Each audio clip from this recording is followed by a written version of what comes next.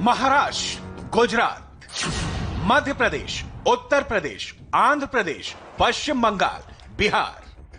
John Hopkins CSSE का यह data साफ बता रहा है कि हिंदुस्तान में सबसे ज्यादा महाराष्ट्र और गुजरात की सिचुएशन अलार्मिंग है। फ्यूचर में मध्य प्रदेश, उत्तर प्रदेश, आंध्र प्रदेश, पश्चिम बंगाल और बिहार में संक्रमण का बढ़ता ग्राफ बहुत बड़ा चैलेंज है। लिहाजा अब और भी ज्यादा सतर्क और सॉलिड प्लानिंग की जरूरत है।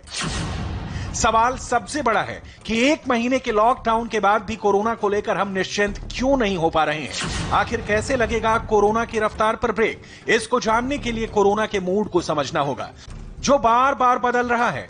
आज हम कोरोना वायरस के जीनोम को डिकोड करेंगे, जो पूरी दुनिया में कोरोना के घातक होने की अहम वजह है। गुजरात में बढ़ते कोरोना के मामलों पर Gujarat biotechnology research centre GBRC ने कोरोना वायरस के व्यवहार और मूड पर स्टडी की है, जिसकी रिपोर्ट से आपको पता चलेगा कि कोरोना क्यों इतना खतरनाक हो चुका है। किसी भी वायरस की ताकत और मूड को समझने के लिए जीनोम की जानकारी की जरूरत होती है।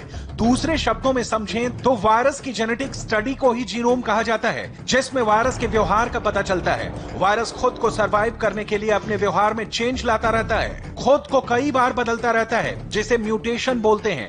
वायरस में 9 म्यूटेशन नोटिस किए गए हैं, जिसमें 6 म्यूटेशन पहले ही ट्रेस किए जा चुके हैं, जो कॉमन थे, लेकिन 3 नए म्यूटेशन की जानकारी और पता चली है। वैज्ञानिकों के लिए जो सबसे बड़ी चुनौती है, कोरोना वुहान से चलने के बाद कई बार अपना स्ट्रक्चर बदल रहा है और कोरोना को इसका यही व्यवहार खतरनाक से और खतरनाक बना रहा है। गुजरात बायोटेक्नोलॉजी रिसर्च सेंटर ने कोरोना के जीनोम के बिहेवियरल मूड के बारे में जो जानकारी दी है, कोरोना के जानलेवा होने की सबसे बड़ी वजह बनकर सामने आई है। वो है वायरस वायरलेंस। वायरस वायरलेंस यानी कि वायरस के फैलने की क्षमता, वायरस की ताकत, वायरस किस लेवल तक जा सकता है। वायरस की क्षमता को S टाइप स्ट्रेन में L टाइप स्ट्रेन से आंका जा रहा है। जब गुजरात में कोविड-19 की हाई डेथ रेट को लेकर विशेषज्ञों का मानना है कि यह कोरोना वायरस के L टाइप स्ट्रेन के प्रभुत्व की वजह से हो सकता है। यह वही L टाइप स्ट्रेन है जिसका प्रकोप चीन के वुहान में शुरू हुआ था और L टाइप स्ट्रेन से ही कोरोना का सबसे अधिक कहर मचा था। S टाइप स्ट्रेन की तुलना में L टाइप स्ट्रेन अधिक ताकतवर है। एक मत यह भी है कि L टाइप स्ट्रेन ही गुजरात में 151 मौतों की एक वजह हो सकता है।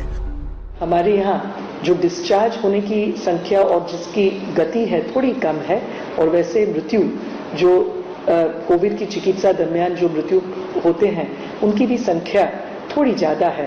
तो इसकी जब हमने तज्ञों और जो निष्णात लोग हैं, डॉक्टर्स, उनसे चर्चा की तो बताया गया है कि 2 प्रकार के इस वायरस के स्ट्रेन हैं। एक S स्ट्रेन जो उतना घातक नहीं है और दूसरा है एक L स्ट्रेन जिसकी ज्यादा एक विरुलेंट, जिसकी असर ज्यादा होती है। तो इसकी भी एक अनुसंधान रिसर्च हमारे साइंटिस्ट कर रहे हैं और माना जा रहा है कि शायद इस स्ट्रेन गुजरात में है, इस वजह से ये थोड़ा इस तरह से मृत्यु के अंक भी बढ़ रहे हैं। Gujarat biotechnology research centre GBRC के वैज्ञानिकों को जीनोम सीक्वेंसिंग के लिए इस्तेमाल किए गए नोवल कोरोना वायरस में L टाइप स्ट्रेन मिला था। विदेशों में भी वैज्ञानिकों ने अपनी स्टडी में कोरोना वायरस रोगियों में मृत्यु दर अधिक हुई है, वहां L टाइप स्ट्रेन का प्रभाव ज्यादा रहा है। इसे समझने के लिए इस रिपोर्ट को देखिए। वुहान से लेकर गुजरात, ईरान से लेकर केरल तक ज्यादातर संक्रमितों में L टाइप स्ट्रेन ही पाए गए हैं और जिनकी ज्यादा मौत भी हुई है उसमें भी L टाइप स्ट्रेन मिला है। दूसरे शब्दों में समझें तो जहां मृत्यु संख्या ज्यादा है वहां पर L टाइप स्ट्रेन का प्रभाव ज्यादा है। वैज्ञानिकों ने पहले पाया कि इस स्ट्रेन के कारण अधिक मौतें हुई हैं।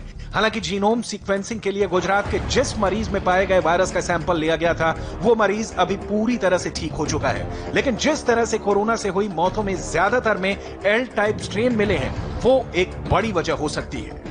गुजरात में एक पेशेंट से लिए गए वायरस के सैंपल की जीनोम स्टडी में L स्ट्रेन तो पाया गया है, लेकिन L स्ट्रेन ही गुजरात में हो रही मौतों के लिए जिम्मेदार है ये अभी पुख्ता तौर पर नहीं कहा जा सकता, क्योंकि रिसर्च प्राइमरी स्टेज पर है।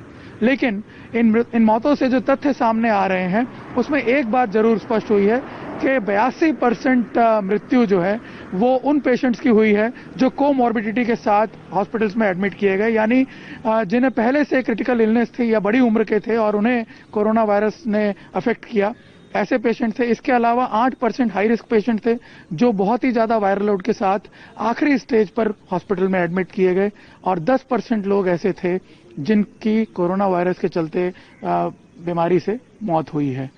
लेकिन वर्ल्ड ओवर जो रिसर्च सामने आ रही है उसमें एक बात जरूर पता चली है कि एल स्टेन यदि वायरस में ज्यादा मौजूद है तो उसका वायरुलेंस यानी फैलने की क्षमता जो है वो और बढ़ जाती है, और वर्ल्ड ओवर जो डेथ्स हुई हैं उनमें एल स्टेन ज्यादा पाया भी गया है वहां पे, इसलिए इस बात से भी अभी इनकार नहीं किया जा सकता।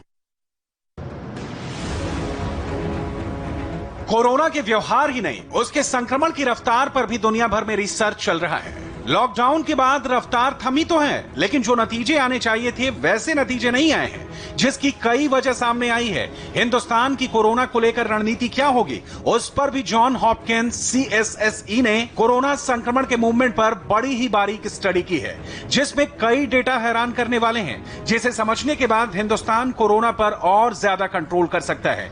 इसे जानने के लिए स्टडी को देखना होगा जो प्रोजेक्टेड और एक्चुअल रिजल्ट पर आधारित है। 25 मार्च से 5 अप्रैल तक संक्रमण की औसत ग्रोथ रेट 16.1% थी।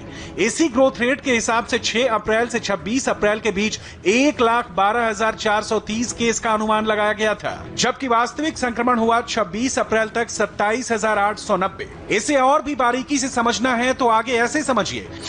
6 अप्रैल से 26 अप्रैल के बीच संक्रमण की एवरेज ग्रोथ रेट 8.8% थी। अगर अगले 21 दिन के संक्रमण यानी कि 17 मई तक अनुमान लगाएं तो वास्तविक संक्रमण का आंकड़ा 1,76,851 होगा।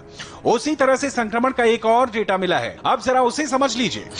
22 अप्रैल से 26 अप्रैल के बीच संक्रमण की ग्रोथ रेट अगर 6.6% थी, अगर इस ग्रोथ रेट से 21 दिन यानी 17 मई तक डेटा निकालें तो 1,12,149 होता। अगर मौजूदा ग्रोथ रेट बनी रहती है तो कोरोना के संक्रमण की रफ्तार बेकाबू नहीं होगी, लेकिन यह तभी संभव है जब हम 3 चीजों पर खास ध्यान देंगे।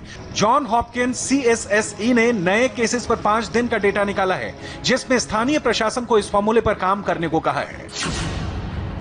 रिकवरी, रोकथाम, संपर्क को ट्रेस करना, टेस्टिंग, मतलब ये कि अगर कोरोना को काबू करना है तो इस फॉर्मूले पर चलना होगा।